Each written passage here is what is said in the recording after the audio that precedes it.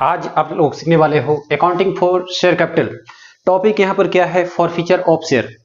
तो forfeiture of share में यहाँ पर आपको मेनली ध्यान रखना है कि शेयर हम फॉरफिट करते कैसे हैं। फॉरफिट यहाँ पर कहने का मतलब शेयर को जब्त कर लेना। अब यहाँ पर शेयर को जब्त कौन करता है? शेयर को जब्त जो करता है वो करता है कंपनी।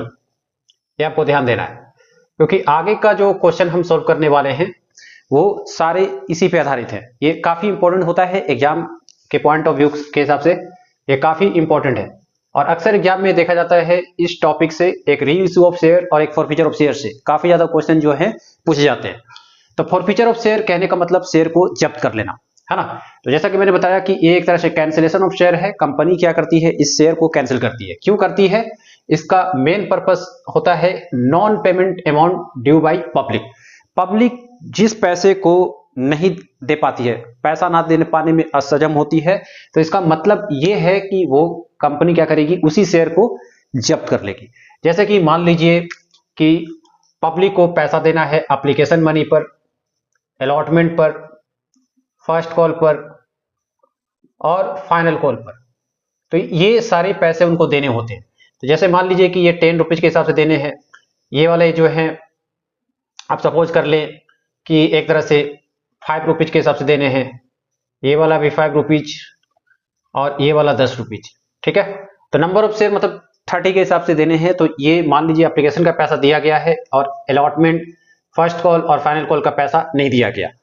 तो अब जो पैसा नहीं दिया गया, जैसे सपोज कीजिए यहाँ पर जो है 400 शेयर का पैसा नहीं दिया गया।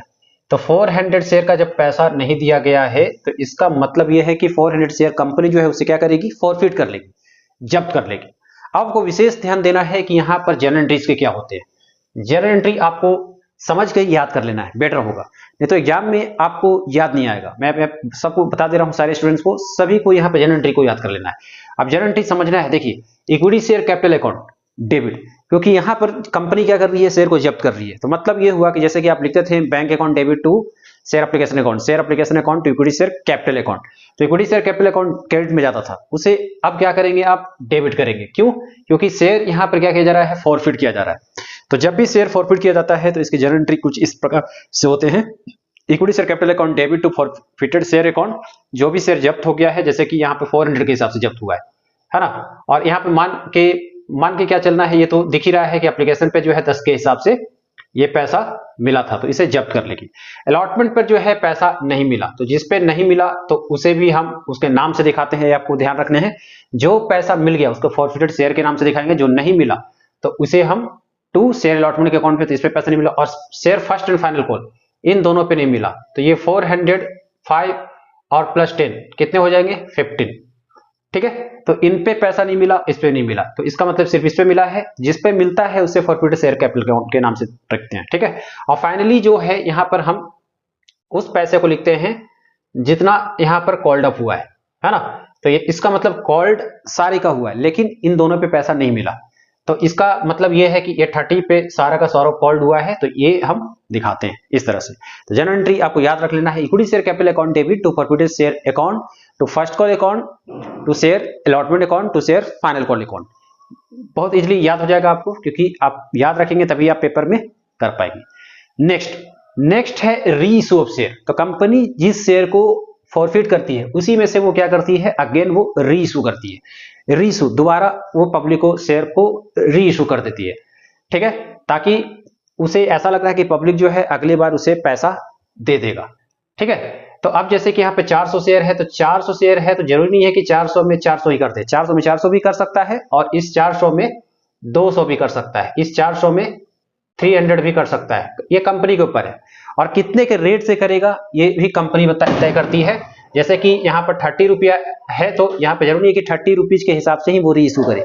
वहां पर कंपनी जो है 30 के बदले टोटल जो है कंपनी को जो पैसा देना 30 के हिसाब से, तो 30 के बदले 40 पर भी री इशू कर सकती है ना। तो री इशू का एंट्री होता है bank account debit to forfeited share account to equity share capital account और सिक्योरिटी प्रीमियम अकाउंट। अगर यहाँ पे बेनिफिट है तो हम लिखते हैं टू सिक्योरिटी प्रीमियम अकाउंट, और अगर यह फायदा नहीं हो रहा है तो फिर अगर मान लीजिए लॉस हो रहा है तो फॉरफिटेड शेयर अकाउंट में चला जाएगा, ठीक है। तो bank account to capital share account, ये लॉस के लिए और ये प्रॉफिट के लिए। वैसे हम क्वेश्चन को सॉल्व करेंगे तो हमें और ज्यादा क्लियर होगा। फिर अगला, फिर जो भी पैसा यहाँ पर मान लीजिए कि जो भी अगर कंपनी फायदा कर रही है तो इसे हम ट्रांसफर कर देंगे, हम यानी कंपनी। तो कंपनी क्या करती है, इसे ट्रांसफर कर देती है कैपिटल रिजर्व अकाउंट में। ठीक है, जो भी प्रॉफिट लास्ट में बच गया उसे कैपिटल रिजर्व में वो ट्रांसफर कर देगी। तो कैपिटल रिजर्व का एंट्री हो जाएगा forfeited share account debit to capital reserve account. ठीक है, तो आज के लिए इतना ही। ये थे फॉरफिचर ऑफ शेयर और री इशू ऑफ शेयर का जर्नल एंट्री। इसके बाद हम सारे क्वेश्चन को सॉल्व करेंगे, फिर आपको हकीकत में पता चलेगा कि आखिर ये जो एंट्री हो रहा है कैसे हो रहा है, कैपिटल प्रॉफिट जो आया, कैपिटल रिजर्व आया वो कैसे आया, लॉस कैसे आ रहा है, सिक्योरिटी प्रीमियम कैसे आ रहा है। तो आज के लिए इतना ही, थैंक यू।